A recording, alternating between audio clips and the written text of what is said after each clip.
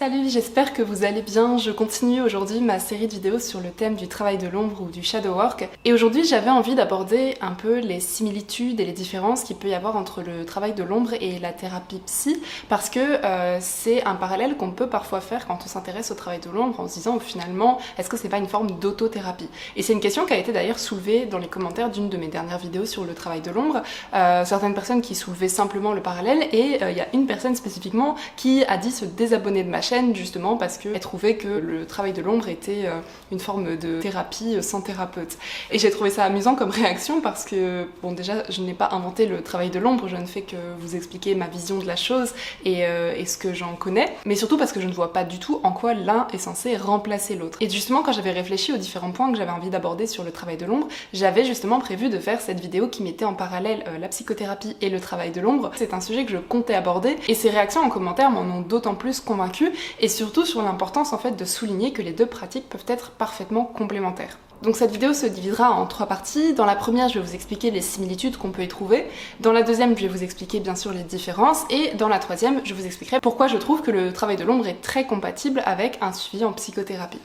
Donc premièrement, si on devait établir des parallèles et des similitudes entre le travail de l'ombre et la psychothérapie, je dirais que premièrement, l'évidence c'est que c'est tous les deux un travail sur soi-même. C'est-à-dire que dans un cas, on est accompagné d'un thérapeute et dans l'autre cas, on pratique en solo, donc on pourrait dire que c'est effectivement une forme d'autothérapie, puisque dans les deux cas, il y a quand même pas mal de choses qui se rejoignent, notamment tout ce qui va toucher au travail sur les émotions, à l'introspection, au travail sur notre passé, sur nos blessures passées, voire même sur nos traumatismes dans certains cas. Même si là-dessus je mets quand même des gros guillemets parce que je ne conseille vraiment pas à n'importe qui d'essayer de travailler sur des traumatismes de manière solitaire dans le cadre du travail de l'ombre, mais ça je l'aborderai davantage après. Donc comme je disais, tout ce qui va toucher au passé, aux blessures passées, éventuellement aux traumatismes, aux blessures émotionnelles, à notre gestion des émotions, à nos peurs, à nos angoisses, à notre rapport aux autres, notre rapport à notre famille, à nos amis, en fait un peu toutes les sphères de notre vie. Dans les deux cas on va les analyser et les aborder pour voir comment est-ce qu'on peut finalement mieux les gérer, moins être impacté sur le plan psychique et émotionnel.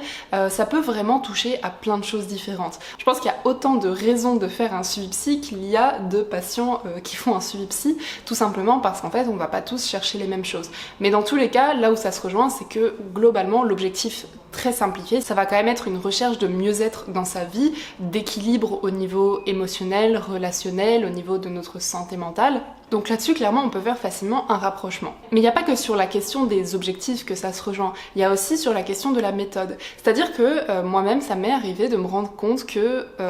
je pouvais vraiment faire des gros parallèles entre ce que je faisais comme travail avec ma psychologue et ce que je faisais comme travail solitaire quand je faisais mon travail de l'ombre. Et je pense que c'est tout particulièrement vrai dans le cas de la thérapie comportementale et cognitive. C'est-à-dire que moi, dans mes séances avec ma psychologue, ça m'est déjà arrivé d'arriver à un rendez-vous psy sans forcément trop savoir de quoi j'allais parler au début, de finalement mener la conversation sur un sujet a priori un peu superficiel, de quelque chose qui m'est arrivé ou d'une chose que j'ai vécue et qui a été un petit peu désagréable, et finalement de comme tirer un fil et d'avoir une sorte de rendez-vous à tiroir où finalement en partant d'une émotion négative, on va creuser un petit peu et ça va nous mener à quelque chose d'un peu plus général sur pourquoi on réagit comme ça, sur notre gestion des émotions, et ensuite on va remonter un peu plus loin et on va réussir à aborder un sujet encore plus général comme par exemple notre rapport aux autres, et on va continuer à remonter jusqu'à arriver par exemple à la question de l'estime de soi, de la confiance en soi. Et en fait je me suis rendu compte que cette façon de creuser, c'est-à-dire de partir d'une réaction émotionnelle ou d'une petite blessure qu'on a ressentie sur le plan psychique et d'essayer de comprendre les tenants et aboutissants, d'essayer de revenir un peu à la source, d'essayer de comprendre ce que ça dit sur nous, etc. pour tout simplement apprendre à mieux se connaître, et ben c'est vraiment quelque chose qu'on peut aussi bien faire en psychothérapie que en travail de l'ombre. Donc vu comme ça, effectivement, on pourrait se dire il y a quand même énormément de similitudes et je ne fais qu'effleurer le sujet parce que je pense que vous pourrez assez facilement en trouver par vous-même. Mais le but de cette vidéo n'est pas uniquement de vous dire les points communs, mais aussi, comme je l'ai dit, de vous expliquer quelles sont les principales différences. Donc les différences, ça va être déjà évidemment le fait que dans un cas c'est de l'autothérapie, si on peut appeler ça de la thérapie, dans le sens où c'est un travail individuel, et dans l'autre cas c'est non seulement un travail que l'on fait avec quelqu'un, mais surtout avec avec un professionnel de santé, avec quelqu'un qui est expert et qui est formé. Donc bien sûr c'est quand même une différence qui n'est pas anodine, c'est-à-dire que quand on est avec un professionnel de santé, on a un cadre qui est vraiment sécurisant, dans le sens où peu importe les sujets sur lesquels on va arriver, peu importe la sensibilité des thématiques qui vont être abordées, on sait qu'on est face à une personne qui peut gérer la situation, qui peut gérer même une situation de crise si on est vraiment en détresse, qui va savoir déterminer si vraiment le patient est en détresse psychique ou bien s'il est capable en fait de gérer une phase difficile par lui-même, qui va être capable de le rediriger vers une structure adaptée ou vers un médecin s'il juge que c'est nécessaire, et qui surtout a la capacité un peu de contrôler le fil de la séance pour éviter que la personne soit trop en détresse, savoir un petit peu trouver les limites, etc. Alors que quand on est seul, on n'a pas cette protection-là, on n'a pas la sécurité d'avoir un professionnel de santé qui est là pour mettre des limites si jamais on va dans un sujet qui nous fait trop de mal, et qui va par exemple éviter qu'on se retrouve vraiment dans une situation de détresse psychique ou d'anxiété par exemple. Donc ça, je pense que c'est la raison principale qui pourrait un petit peu faire tiquer quand on aborde le shadow work et qu'on voit ça comme une autothérapie, parce qu'on pourrait se dire que c'est dangereux. Et là-dessus, je vous préviens tout de suite, j'ai prévu justement d'aborder la question dans ma prochaine vidéo, de soulever la question est-ce que le shadow work est dangereux. Je dirais que le shadow work peut effectivement être dangereux si on ne prend pas certaines précautions. Ça, je le développerai dans la prochaine vidéo. Mais en tout cas, effectivement, à partir du moment où on n'est pas supervisé et encadré par un professionnel de santé, il faut faire attention à certaines choses, notamment lorsqu'on parle de santé mentale. Donc évidemment, ça concerne tout particulièrement les personnes qui vont avoir une certaine sensibilité, donc soit des troubles psychiques ou une maladie mentale, soit des traumatismes assez lourds, des troubles anxieux, une dépression, voilà. Toutes les personnes qui ont une sensibilité sur le plan psychique doivent faire particulièrement attention au travail de l'ombre et prendre certaines précautions. Par contre, c'est clair que chez une personne qui peut-être de base n'irait pas forcément voir un thérapeute parce qu'elle n'a pas de souffrance psychique particulière mais veut simplement faire un travail de l'ombre sur certaines blessures ou bien sur certains de ses comportements ou bien sur certains des schémas répétitifs qu'elle rencontre dans sa vie, bon là effectivement on peut se dire qu'il n'y a pas forcément trop de danger, même si je pense qu'on a tous des blessures qui nous ont plus ou moins impacté dans notre vie et que n'importe qui pourrait faire un suivi psy sans forcément porter de lourds traumas. Voilà, en tout cas c'est clair que chez certains profils ça peut être plus risqué que d'autres. Donc à partir de ce point là on peut déjà faire un premier constat, c'est que un des avantages du travail de l'ombre c'est que ça peut être moins contraignant qu'une psychothérapie. C'est-à-dire que même si moi personnellement je pense que tout le monde pourrait voire même devrait faire de la psychothérapie, ça reste quand même un investissement de temps, un investissement d'énergie et surtout un investissement d'argent. Parce que c'est pas quelque chose qui est forcément remboursé et même si ça ne l'est pas forcément complètement. Donc c'est clair que commencer une thérapie quand on n'a pas forcément des soucis de santé mentale, ça va pas être le premier réflexe des gens et dans ce cas-là ça peut être une bonne alternative de commencer par faire un travail sur soi-même en individuel et peut-être que de là on va se rendre compte qu'un suivi psy pourrait être bénéfique parce que ça va peut-être réveiller certaines blessures un peu plus profondes que ce à quoi on s'attendait ou bien peut-être qu'on va réussir à dénouer certaines choses de notre passé qui finalement ont peut-être plus d'impact que ce qu'on croyait sur notre vie et voilà, peut-être que ça va nous mener finalement à faire un suivi psy. Mais en tout cas, on ne peut pas nier l'avantage que ça peut avoir de pouvoir faire un travail sur soi sans devoir se lancer dans une thérapie psy. Mais ça, c'est si on part du principe que c'est l'un ou l'autre. Mais vous vous douterez bien que le but de cette vidéo n'est pas de les opposer, mais au contraire de vous expliquer qu'ils peuvent être parfaitement complémentaires et ce sera la troisième partie de ma vidéo. Mais tout d'abord, pour souligner d'autres différences qu'il peut y avoir, je dirais qu'une autre des différences principales, c'est bien entendu la flexibilité. C'est-à-dire que les séances psy, ça va être uniquement une séance d'1 heure par exemple, une fois par semaine ou une fois toutes les 2 semaines, selon le type de suivi que vous avez avec votre psy. Et malheureusement, vous ne pouvez pas passer plusieurs heures par jour chez votre psy, vous ne pouvez pas dépasser la durée de la séance. Et parfois, ça peut être assez frustrant parce que moi, ça m'est déjà arrivé de discuter pendant la première moitié de la séance avec ma psychologue et finalement, c'est au bout de la première moitié qu'on arrive dans un sujet vraiment intéressant et malheureusement, quand la fin de la séance arrive, même si je sens que là on a vraiment ouvert la porte à quelque chose de très intéressant, malheureusement on peut pas étendre la séance. Alors que quand on pratique le shadow work chez soi, eh bien si on arrive sur un sujet vraiment intéressant, il n'y a pas de limite de temps. On peut passer même une journée entière à faire du travail de l'ombre, il n'y a rien pour nous empêcher de le faire, il n'y a pas de contrainte temporelle et la seule limite qui existe en fait, c'est tout simplement nos propres limites, c'est-à-dire quand on sent qu'on a fait le travail qu'on voulait faire pour aujourd'hui, ou bien si on sent qu'on commence à se sentir un peu fatigué émotionnellement, ou peu importe en fait, c'est quand même quelque chose qui limite un peu moins. Et surtout, on peut le faire vraiment à la fréquence qu'on veut, contrairement à nos rendez-vous psy où on est limité quand même à une certaine fréquence. Du coup, c'est un peu par ce point-là que je vais pouvoir vous expliquer en quoi c'est super complémentaire et je pense que vous pouvez le pressentir déjà depuis le début. L'intérêt de souligner ces similitudes et ces différences, au final, pour moi, c'est vraiment de vous expliquer en quoi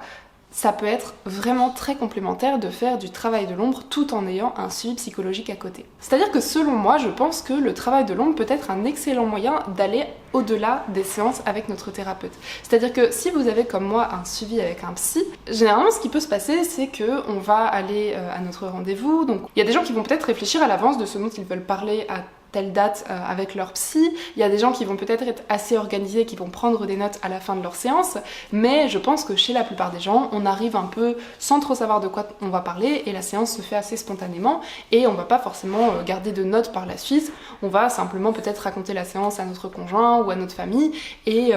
puis ensuite à la séance suivante, on abordera d'autres sujets qui seront un peu faits au fur et à mesure en fonction de ce qui nous arrive en ce moment dans notre vie. Ce qui fait que d'une séance à l'autre, si on n'a pas un suivi très régulier, c'est-à-dire 1 à 2 fois par semaine, on peut parfois avoir du mal à avoir une sorte de fil conducteur d'une séance à l'autre. Et moi, comme mes thérapeutes, j'ai tendance à les voir de manière quand même assez espacée, c'est-à-dire parfois 1 fois toutes les 2 semaines, voire même toutes les 3 semaines. Généralement, d'une séance à l'autre, on va aborder des sujets qui sont complètement différents. Et ça peut créer une certaine frustration quand, lors d'une séance, on commence à trouver un début de sujet qui peut être super intéressant et que j'ai très envie de creuser, mais que finalement j'arrive pas à retrouver ce flow la fois suivante parce que trop de temps s'est écoulé entre deux et que j'ai beaucoup d'autres choses à raconter. Et c'est là qu'en fait pour moi le shadow work peut vraiment être intéressant parce que ça va avoir tendance à me pousser à creuser davantage après ma séance psy, mais aussi avant. En fait je pense que le travail de l'ombre peut vraiment intervenir aussi bien avant la séance que pendant et après la séance. Je m'explique. En gros ça peut aider à préparer nos séances psy dans la mesure où si on fait du travail de l'ombre au quotidien, on va avoir tendance à plus facilement identifier certaines de nos difficultés. On va avoir tendance peut-être à moins se voiler la face sur nos problèmes, à oser davantage les regarder en face et donc à avoir peut-être une certaine lucidité sur les difficultés qu'on peut vivre et les manières dont elles vont nous impacter sur le plan émotionnel. Et ça permet quoi? Ça permet tout simplement de gagner du temps en thérapie parce que comme je l'ai dit, un rendez-vous psy est limité par le temps. Donc s'il faut passer par une phase de 30 minutes de small talk où on va raconter un peu ce qui s'est passé dans notre vie ces dernières semaines sans forcément savoir vers où se diriger, ça peut faire que finalement on peut parfois avoir l'impression de perdre du temps précieux de la séance à parler de banalités avant de commencer à rentrer dans des sujets plus intéressants, ce qui fait que finalement cette partie intéressante de la consultation est très courte, ça c'est ce que j'expliquais avant. Et pour moi le shadow work ça peut aider justement un peu à lutter contre ça dans la mesure où ça peut nous aider finalement à amener directement des sujets intéressants à voir pendant les séances sans forcément que ce soit prémédité mais juste de manière générale je pense qu'on va avoir comme une sorte de réflexe, une sorte de gymnastique mentale qui se fait assez facilement pour réussir en fait à passer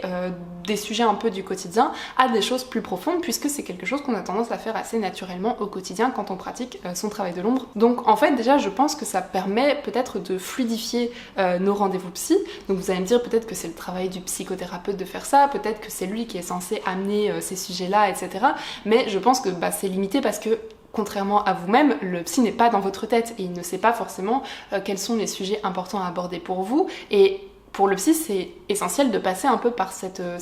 phase où vous allez un peu discuter de choses légères pour ensuite voir où ça mène naturellement. Et moi personnellement je sais que quand j'arrive à rentrer directement dans le vif de certains sujets, ça me permet d'avoir l'impression d'avoir mieux rentabilisé ma séance psy puisque on a pu rentrer dans des sujets qui m'ont vraiment aidé assez rapidement et assez tôt dans la séance. Ensuite, en quoi ça peut aider pendant la séance? Eh bien ça peut aider dans la mesure où quand on arrive à avoir une certaine honnêteté radicale envers soi-même, c'est-à-dire qu'on a travaillé sur nos sentiments de honte, de peur, de dégoût, de colère, ça va être des sentiments avec lesquels on va être plus à l'aise. Et si on est plus à l'aise vis-à-vis de ces sentiments par rapport à nous-mêmes, on va aussi l'être tout naturellement vis-à-vis de cet étranger qu'est votre thérapeute. C'est-à-dire qu'un suivi psy, c'est pas forcément quelque chose de facile. C'est pas parce que vous êtes face à un professionnel de santé que c'est facile de se livrer à lui, c'est facile de faire tomber le masque et de réussir à se livrer sans déformer la réalité ou sans l'enjoliver. Il peut y avoir certaines réticences, certaines craintes à vraiment parler franchement à son thérapeute et même s'il est censé vous y aider, même si bien sûr c'est en partie sur ça que va se baser le rapport de confiance thérapeutique, malgré tout je pense que le fait de pratiquer son shadow work ça peut aider à finalement peut-être avoir moins de barrières et réussir à être plus transparent avec son thérapeute parce qu'on aura peut-être un peu moins peur de son jugement puisqu'on se sera déjà affranchi de notre propre jugement vis-à-vis de nous-mêmes. Donc ça pour moi c'est l'avantage que ça peut avoir pendant les séances et ensuite l'avantage que ça peut avoir après les séances, bah ça va être tout simplement, comme je l'ai dit, de poursuivre le travail qu'on a pu entamer pendant la séance avec notre psy. C'est-à-dire que moi, parfois, quand je sens vraiment qu'on a abordé un sujet très intéressant, mais que je suis restée un petit peu sur ma faim parce que on était limité par une séance d'1 heure, plutôt que de devoir reprendre un rendez-vous très rapidement et espérer réussir à trouver ce fil de discussion, je vais tout simplement pouvoir continuer ce travail par moi-même. Donc comment? Généralement, ça va être par le vecteur principal du travail de l'ombre, c'est-à-dire l'écriture. Je vais passer par l'écriture pour creuser davantage en fait les points, mais aussi pour m'en rappeler. Donc évidemment on peut très bien tenir un journal de compte rendu de ces séances psy sans forcément que ce soit du travail de l'ombre, mais je pense que ce qui va faire la particularité de la démarche du travail de l'ombre dans ce cas, ça va être qu'on va pas juste faire un compte rendu de ce qui s'est dit, mais on va peut-être chercher à creuser, à aller plus loin et à développer davantage les choses qui n'ont pas eu le temps d'être développées pendant la séance. Et ça va finalement permettre de continuer un peu sous forme d'autothérapie les sujets qui ont été abordés. Moi ça m'est déjà arrivé de le faire dans des séances où vraiment j'ai senti qu'on parlait de sujets intéressants comme par exemple ma confiance en moi, etc. Et où je sens qu'en fait c'est des sujets sur lesquels je dois vraiment travailler et que clairement une séance ponctuelle avec mon thérapeute ça ne suffira pas parce que c'est des choses vraiment qui ont un impact omniprésent dans ma vie. Donc ça c'est un peu la manière dont je vois la complémentarité, dans quelle mesure le travail de l'ombre peut intervenir en parallèle de notre suivi psy, mais voilà, en tout cas ce que je veux dire c'est que de manière générale je trouve que c'est complémentaire puisque on peut très bien associer les deux, donc ça veut pas dire que tout notre travail de l'ombre doit tourner autour de ce qu'on fait avec notre psy, parce qu'il y a toute une dimension qui va peut-être avoir aucun rapport, qui va peut-être toucher à des choses dont on n'a pas forcément envie de travailler en séance avec notre thérapeute, qui vont par exemple tout ce qui va être peut-être un peu plus d'ordre spirituel ou ésotérique, parce que ça c'est quelque chose qu'on va pas forcément retrouver dans le suivi thérapeutique. Ça dépend de chacun, on n'est pas obligé d'être porté sur la spiritualité ou l'ésotérisme pour faire du travail de l'ombre. Moi qui suis assez cartésienne, voilà, j'essaie de trouver un peu mon juste équilibre là-dedans, mais voilà, il y a la dimension spirituelle qui peut un peu faire différence dans le travail de l'ombre, mais de manière générale, peut-être qu'aussi votre shadow work va vous permettre de travailler des choses qui sont peut-être assez superficielles et donc qui selon vous ne sont pas les choses que vous voulez travailler en priorité avec votre psy. Parce que comme je vous l'ai expliqué, vous avez bien plus de temps disponible pour faire du travail de l'ombre que de temps que vous ne passez avec votre thérapeute. Donc vous êtes obligé de prioriser les sujets. Quand on se retrouve devant son psy, on doit faire des choix, on doit choisir ok sur quel sujet j'ai besoin d'aide en priorité. Et on va peut-être choisir voilà un conflit qu'on a eu au travail ou un conflit familial en priorité parce que c'est quelque chose qui nous impacte là directement en ce moment et qu'on a besoin d'en parler à un professionnel, alors qu'il y a peut-être des sujets un peu plus légers mais qui ont quand même leur importance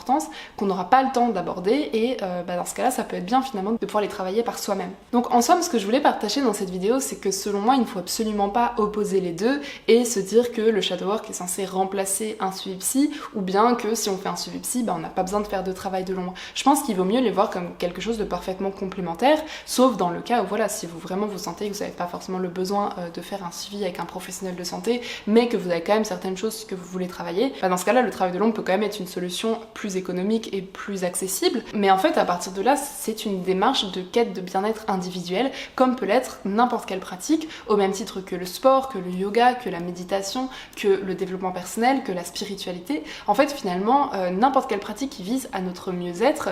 que ce soit par le travail de l'ombre ou par autre chose, peut avoir les mêmes objectifs qu'un suivi psy et l'un n'empêche absolument pas l'autre. De la même manière qu'il serait absolument pas choquant de pratiquer du yoga pour se sentir mieux tout en allant voir un psy, je vois pas en quoi on devrait choisir entre le travail de l'ombre et le suivi psy. Mais je trouve que c'est quand même intéressant, même si ça paraît assez évident, de le mentionner en vidéo pour dire que voilà, je ne suggère absolument pas de faire du travail de l'ombre pour remplacer le travail d'un professionnel de santé, que ça n'a pas le même objectif, c'est-à-dire qu'il y a des précautions à prendre quand on fait un travail sur soi de manière individuelle et des enjeux qui sont différents par rapport à quand on est dans le cadre sécurisant du suivi avec un professionnel de santé, et ça va évidemment concerner surtout tout ce qui va toucher aux choses vraiment sensibles, comme je l'ai dit plus tôt, tout ce qui va toucher aux troubles, aux maladies mentales, aux traumatismes et aux choses vraiment qui peuvent avoir un impact sur notre santé mentale. Donc voilà, je trouvais que c'était quand même important à mentionner et comme je vous l'ai dit, je ferai une vidéo plus spécifique justement sur la question de comment on fait si on a des traumas ou qu'on a une santé mentale fragile, est-ce qu'on peut quand même faire du shadow work et quels sont les risques. Je vais vraiment faire une vidéo spécifique sur le sujet parce que ça aurait été trop long de le faire en une seule vidéo. Donc ce sera le thème de ma prochaine vidéo dans laquelle justement je vous parlerai un peu plus de ces risques et des précautions à prendre. Mais ce que vous devez retenir en tout cas, c'est qu'il faut toujours garder à l'esprit La différence fondamentale qu'il peut y avoir entre un suivi psy et le travail de l'ombre, c'est bien sûr la sécurité qu'apporte le cadre thérapeutique avec un professionnel de santé, sécurité que vous n'avez pas quand vous faites votre travail de l'ombre. Donc soyez tout simplement prudent si vous sentez qu'il y a des choses qui peuvent vous mettre en danger, qui peuvent être vraiment compliquées pour vous. N'allez pas forcément chercher à y aller tête baissée, à vous dire que le travail de l'ombre c'est censé être inconfortable, donc je vais y aller. Si vous sentez que vous avez des réactions telles que de l'anxiété, voire des crises d'angoisse, ou vous vous sentez vraiment en détresse psychologique face à certains sujets, ne forcez pas. Vous n'êtes pas obligé d'aller hyper loin dans votre travail de l'ombre pour que ce soit du travail de l'ombre. Vous pouvez vous restreindre seulement à des sujets sur lesquels vous sentez que vous avez le contrôle et que vous pouvez travailler par vous-même et laisser le reste entre les mains de votre thérapeute. Ça demande quand même une certaine connaissance de soi, une certaine connaissance de ses limites, bien sûr, et une certaine responsabilité personnelle, mais j'aurais tendance à dire que c'est le cas pour absolument n'importe quelle pratique de bien-être. De la même manière que en yoga, il faut faire attention aux limites de notre corps parce que sinon on peut se blesser, tout ce qui va toucher au côté émotionnel et psychique, c'est pareil. Et pour faire un dernier parallèle, mettons si par exemple vous souffrez d'un trouble anxieux et que vous avez tendance à angoisser facilement, si vous voulez vous mettre à la méditation et que vous vous rendez compte que lorsque vous essayez de méditer, votre anxiété augmente, ça me paraît logique que vous n'allez pas forcément forcer en vous entêtant, en vous disant il faut que je fasse de la méditation pour résoudre mon anxiété, alors que factuellement vous voyez bien que ça a tendance à l'aggraver sur le moment. Et dans ce cas-là, effectivement, peut-être qu'il vaudra mieux travailler sur votre anxiété avec un thérapeute avant d'entamer des pratiques comme la méditation si vous observez directement que ça ne vous fait pas du bien. Avec le travail de l'ombre, c'est exactement la même chose, c'est une question de jugeote, d'observation de soi et d'observation de ses propres limites. Et je pense que n'importe qui en fait est capable d'avoir ce propre jugement, cette propre réflexion, et que si vous n'en êtes pas capable, je pense que c'est peut-être la première chose sur laquelle vous devriez travailler en travail de l'ombre, c'est tout simplement d'apprendre à reconnaître vos limites, et que déjà ça en soi, pour moi, ça fait déjà partie du shadow work dans la mesure où il faut savoir aussi accepter quand on n'est pas capable de gérer une situation par nous-mêmes, savoir reconnaître quand on a besoin d'aide, et ça, pour moi c'est assez essentiel de faire ce travail-là avant toute démarche de travail de l'ombre. Donc voilà, c'est une vidéo qui sert à la fois de mise en garde, mais aussi d'explication de ma vision des choses. C'est vraiment ma propre perception du travail de l'ombre. Chacun va peut-être avoir sa propre définition, peut-être que chacun aura sa vision différente, et d'ailleurs si c'est le cas, n'hésitez pas à me le partager en commentaire. Mais en tout cas, je trouvais que c'était quand même important de faire cette vidéo, parce qu'à partir du moment où on fait un travail sur soi qui peut être assez intense de manière individuelle, bien sûr il faut prendre certaines précautions et ne surtout pas se dire que ça peut totalement remplacer le travail qu'on peut faire avec un professionnel de santé. Donc voilà, j'espère que cette vidéo vous aura intéressé, vous aurez peut-être éclairé si c'est une question que vous vous posiez. Je vais sûrement développer davantage dans ma prochaine vidéo comme je vous l'ai expliqué, mais en tout cas en attendant je vous remercie d'avoir regardé cette vidéo et je vous souhaite une très belle journée. À bientôt.